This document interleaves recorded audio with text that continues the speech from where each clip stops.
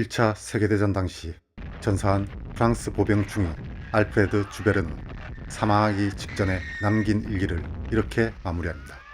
지옥도 이렇게 끔찍할 수는 없을 것이다. 인간은 미쳤다. 전쟁을 다룬 영화는 무척 많습니다. 그 가운데 전쟁의 비극을 다룬 영화 역시 아주 많습니다. 그러나 관객을 전쟁의 한복판으로 데려다 놓는 영화는 그리 많지 않습니다. 진정한 지옥은 인간의 상상력을 넘어서기 때문이겠죠. 그렇기에 전쟁을 비판하는 영화는 전쟁 그 자체를 묘사하기보다 전쟁의 한 부분을 마치 돋보기로 확대하듯이 비극적인 측면을 집중적으로 다룹니다. 이번 더블피처는 이처럼 전쟁의 광기와 전투의 현실을 집중적으로 조명하면서 관객을 마치 전장의 한 복판으로 데려간 듯한 두 편의 영화를 다룹니다.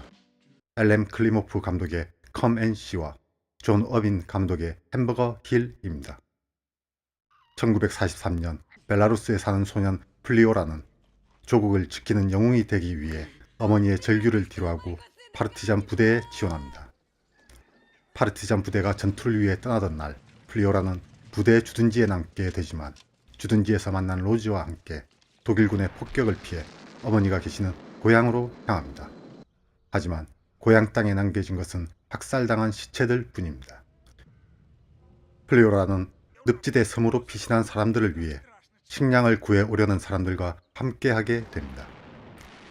그러나 이 과정에서 독일군의 공격으로 모두 죽게 되고 플리오라 홀로 페레코디라는 마을로 향하게 됩니다.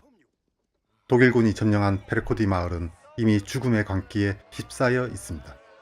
독일군은 마을 사람을 모두 건물 속으로 밀어넣습니다. 그런 다음 자기 아이를 남겨두고 나올 수 있는 사람만 창문으로 나오라고 말합니다. 공포에 질린 플리오라와 몇몇 사람이 창문을 넘어 나옵니다. 그 직후 독일군은 화염병을 던져 건물에 불을 붙이고 살아있는 사람이 나오지 못하게 건물에 집중 사격을 가합니다. 그리고는 화염방사기를 동원해 마을의 모든 건물을 불태워 버립니다.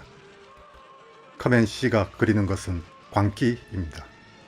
영화 속에서 화염이 일으키는 굉음과 사람들의 절규 그리고 독일군의 광기가 뒤섞여서 소용돌이 칠 때 관객은 벌린 입을 다물 수 없게 됩니다. 그야말로 지옥의 한복판에 서 있는 느낌이 들게 됩니다. 그리고 한편으로는 저런 말도 안 되는 광기가 가능할까 하는 의문을 가질 수도 있습니다.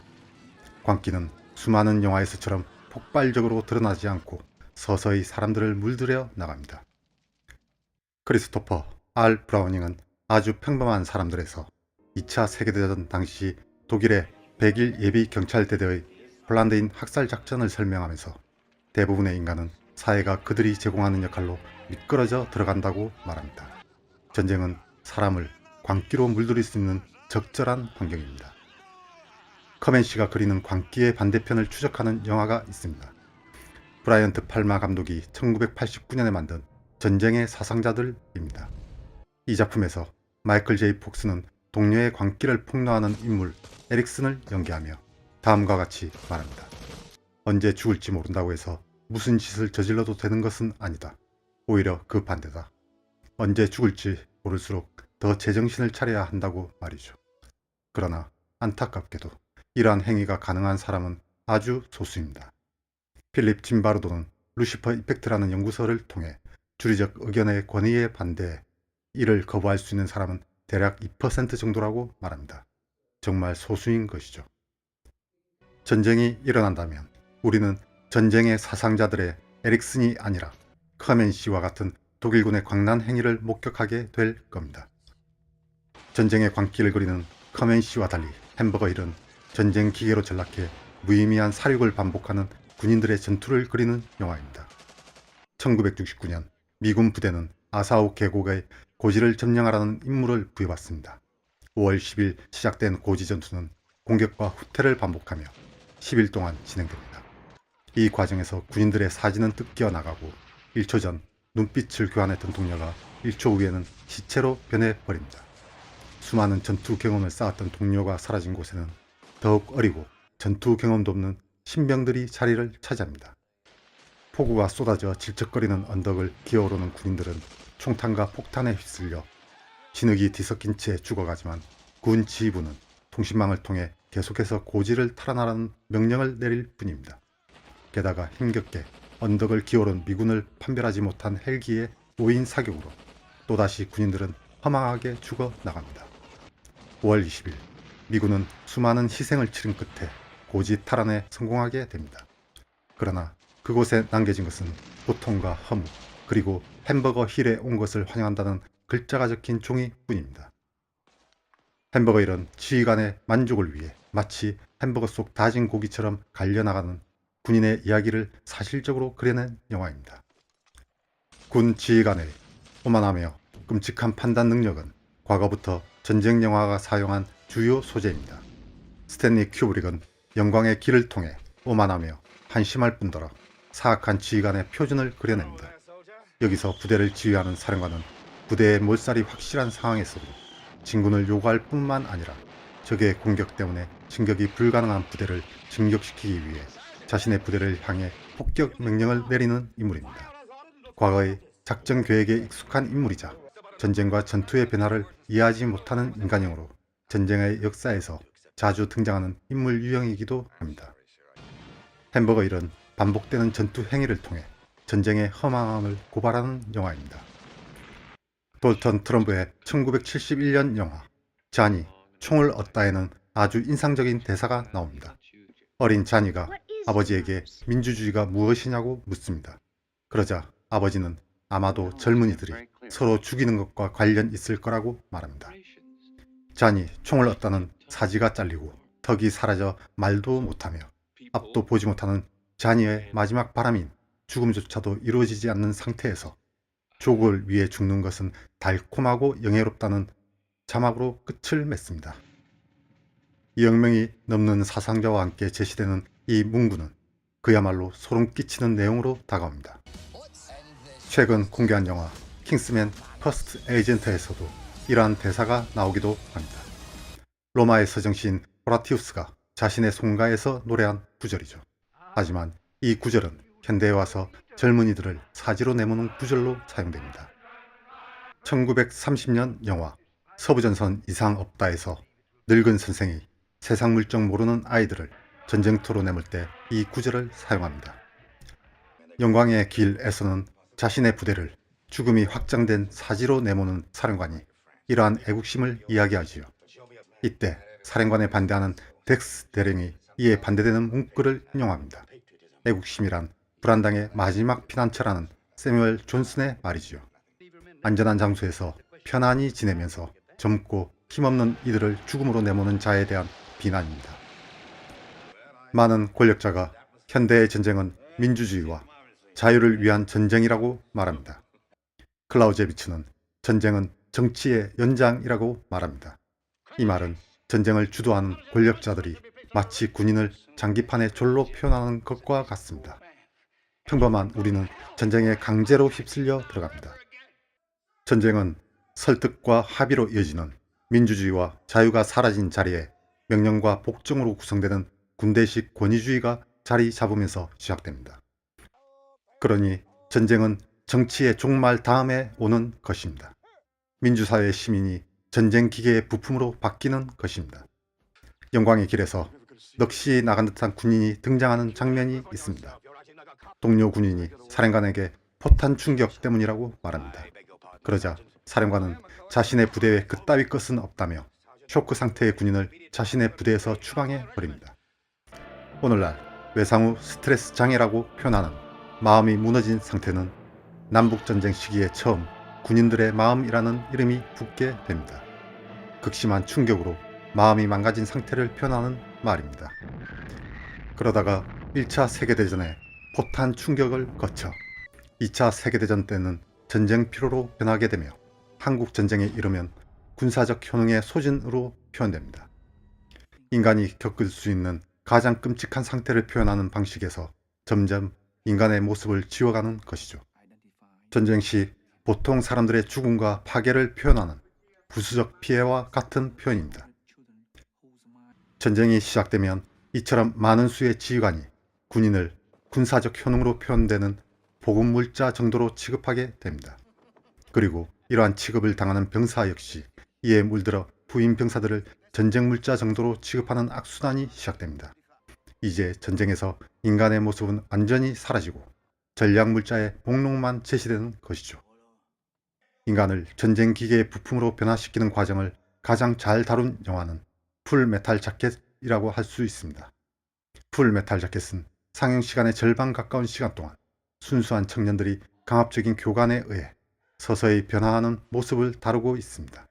그리고 허망한 전투가 시작됩니다. 어쩌면 풀메탈 자켓의 원형이라고도 할 수 있을 스튜어트 쿠퍼 감독의 오버로드는 더욱더 극단적입니다. 오버로드는 군사훈련을 받고 전투에 참여하는 주인공과 실제 전쟁 장면을 담은 영상이 교차로 진행됩니다. 이 과정에서 진짜 전쟁의 파괴적인 면과 점점 내면의 생각으로 빠져 들어가는 주인공의 여정을 다룹니다. 그러다가 영화는 마지막 노르망디 상륙 직전 비극적이며 충격적인 결말로 영화를 끝냅니다. 전쟁에 던져진 삶의 허무함이 고스란히 드러나는 장면입니다. 스티븐 스필버그의 라이언 일병 구하기는 바로 이 지점부터 시작한다고 할 수 있습니다. 전쟁 그 자체를 반대하는 반전 영화의 역사는 1차 세계대전이 시작되는 1914년부터 시작됩니다. 하지만 영화사 초기에 등장한 반전 영화의 위대한 걸작은 1930년에 공개한 루이스 마일스톤 감독의 서부전선 이상 없다입니다. 레마르크의 소설을 영화한 이 작품은 그 어떤 영웅주의도 드러내지 않으며 반전 영화가 빠지기 쉬운 함정인 비극의 과시도 없이 아주 담담하게 전쟁을 통해 등장하는 모든 비극을 담고 있는 작품입니다. 특히 포탄 구덩이 속에서 죽어가는 적군에게 괴로워하며 말을 거는 주인공의 악몽 같은 모습과 함께 무겁게 짓누르는 감정과 허무한 전쟁의 가벼움을 동시에 포착해낸 마지막 장면들은 주인공의 쓸쓸한 최후와 함께 전쟁 그 자체의 의미에 대해 강력한 의문을 제기하고 있습니다. 얼마 전 유력한 대선 후보가 선제공격이란 표현을 썼습니다. 선제공격이란 표현은 전쟁 시에만 쓸 수 있는 표현입니다.